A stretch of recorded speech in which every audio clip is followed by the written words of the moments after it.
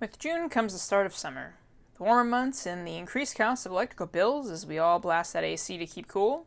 Temperatures start reaching upward toward those triple digits, which means it's a good time to sit inside and read some manga. Hello everyone, I'm Zath and welcome back to my channel for another Manga Haul video.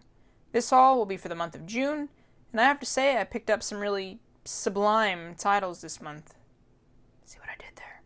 Now, without further ado, let's get to it. Have you ever created a save point before a big decision in a video game? Maybe it was a safety net so you didn't make a mistake, or maybe you wanted to be able to come back and see a different choice later on. As someone who maxed out saves in each game in the Mass Effect series, I can definitely relate. Which brings us to the first title this month. ReZero, Starting a Life in Another World Chapter 1, A Day in the Capital Volume 1, and Volume 2. And while this title is quite the mouthful, this isekai manga was actually an enjoyable read. Again, not the most unique premise, but interesting all the same. The main character, Subaru, awakens to find himself in another world after going to a convenience store. He's aware of the time traveling or, in another world trope, so he thinks he's the main character and he's supposed to have some special powers and stuff like that, but after he gets beat up by a group of thugs that he runs into, he ends up being saved by a silver-haired girl and kind of realizes maybe that he doesn't have any special powers. What I really liked about this one was the unexpected turn it takes in early on in this volume. Subaru is he's clueless, but he means really well. He tries to help his new friend to find a stolen item. But in their search, the two are actually killed. And you may think that's a huge spoiler, but it takes place pretty early on in Volume 1. The story, of course, doesn't end. Subaru wakes up, and he's in the exact same place before, the same vendor asking him to buy his wares. He thinks that everything's the same, but people that he's met before, they don't know him at all. So he goes through these cycles of trying to figure out what he can do to save his friend from her, untimely demise, and promises no matter how many deaths, he has to endure, he's gonna figure it out where. Out of the isekai manga, I think this had a more interesting part to the overall plot. Subaru is trying to make decisions based on what he's learned from each of his life he experiences before death, trying to make the right choices. So he struggles, he makes mistakes, but he kind of learns from each of them, so ultimately, not my favorite type of hero, but I did enjoy reading this, and I hope to pick up more of this series. Next up, we have Black Clover Volume 15, Volume 16, and Volume 17. This series really has no lulls on it, and even though it's action-packed, the story feels natural, and it unfolds, and we just keep finding out more. And man, these volumes were so good. This series, really good. I'm kind of upset I slept so long on it, but I'm definitely really enjoying this, and I hope to collect the remainder of the series that are actually out come July, because yeah, I'm really, really enjoying Black Clover. Next up is Not Your Idol Volume 1. This is a new series by Shoujo Beats. So, the story is about an idol who is attacked at a handshake event by a man with a knife, and after being injured, our main character kind of retires from that life and starts a new one, cuts off all her hair and starts wearing slacks, nothing, girly. The story is definitely a serious, very serious one. The author covers how people don't always think when they comment about what women or girls wear or have to endure, for people not believing them when something happens. But one of the best panels of this series, I think, is when Kamiya grabs this guy by his tie and tells him girls don't dress up to please guys like you. I feel like that's a really powerful message because some girls just want to dress that way and people shouldn't be, crappy to them about it. But definitely a interesting and good first volume, so I'll definitely be picking up the next volume when that's released. It can be tough to talk about our interests sometimes. We're unsure of how people will look at us or what people will think, but sometimes it's really worth opening up to people because they just might surprise you and enjoy some of your interests as well. The next title is BL Metamorphosis, Volume 1. In this story, we're told about this elderly woman who unknowingly purchases a BL manga at a bookstore one day. When she finally reads it, she actually enjoys this story and goes back to the bookstore to get the next volume.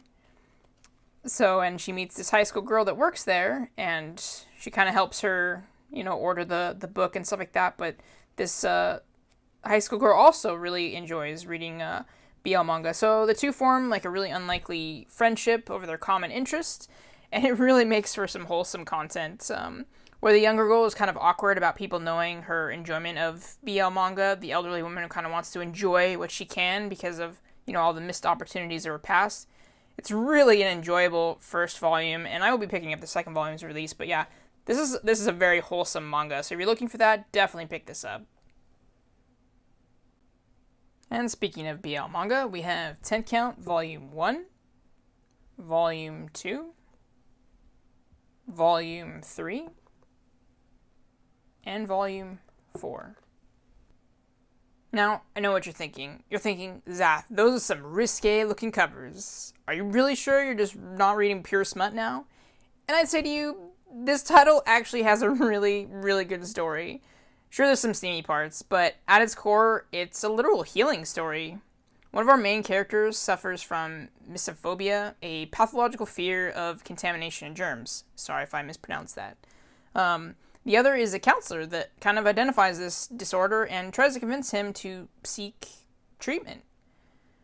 Obviously, this is a manga in the end, but it's an actual really good story about reaching out for help and, receiving that help. And of course, there's, romance there as well, and I don't know, it's really nice to read a BL manga with story, not just pure smut. So if you enjoy the genre or just want to branch out, I definitely recommend this series. It's a 6-volume series, and I hope to be picking up the next 2 volumes soon. Also, the artwork is really, really pretty. It's really good.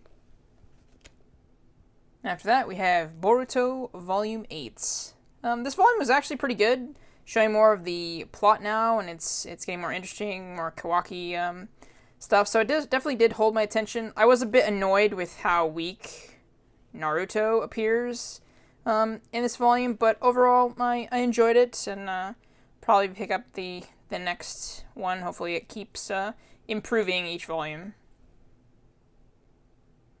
Next up is Given Volume 2. I absolutely enjoyed the first volume of this series, and the second one even more so. The intensity of some of these pages were really stunning. One of the things I thought was really well done in here is even though there's no lyrics to the song that they sing later on, you can kind of feel the vibe and message of the song. And I thought that was really, really cool. So I'm definitely enjoying this series, and I can't wait to pick up the next volume when it's released. Next up is Living Room Matsunaga-san, Volume 2. Another volume of the Slice of Life series. Again, for me, it's a very light, chill read with some really nice art.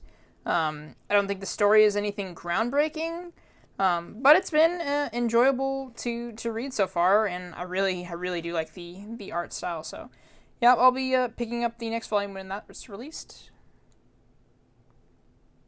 Next up, we have How Do We Relationship Volume 1. I was really surprised that this was actually a Viz title.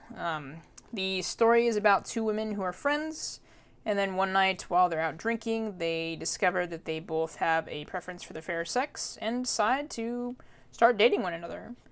Overall, I think I was expecting a bit more from this series, but if you enjoy a lighthearted read with some comedy and romantic elements in it, this is probably your cup of tea. Next up, we have Goodbye My Rose Garden, Volume 1. This story is about a young Japanese woman, Hanako, that comes to England in search of a writer and wanting to follow her dreams. Unfortunately, she cannot find the writer and because they hide their identity, but instead this English lady takes her in as a maid and promises to have her meet the author someday, but only if Hanako promises to kill her. Now I know it sounds a bit weird, and I too, once I was reading the description of this, I was like, what is this story? So, a little weird, but after reading the first volume, I do understand the thought behind that. I really do enjoy the 20th century background. The characters and their struggles are very believable. Really like the art style. There was one scene in particular that stood out to me in this volume, and that's when Alice, the English lady, shows a crack in her mask that she puts on, from being like the textbook lady that everybody looks up to, and allows Hanako to comfort her with a simple hug. However, Alice's fiance sees the exchange and approaches Hanako, demanding to know what exactly their relationship was. It was a simple hug, and the fiance really gets angry about it. I thought it was a bit over the top, for a calm person to do. I mean, literally nothing happens but a hug, which Alice really needs at the time. And Hanako is just a nice person offering comfort. So I'm curious to see how Volume 2 is, but I enjoyed Volume 1.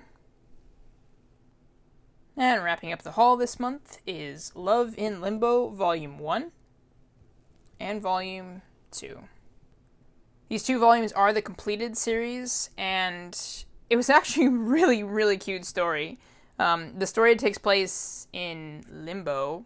Pretty sure you had to go out on a limb for that one. But okay, moving on.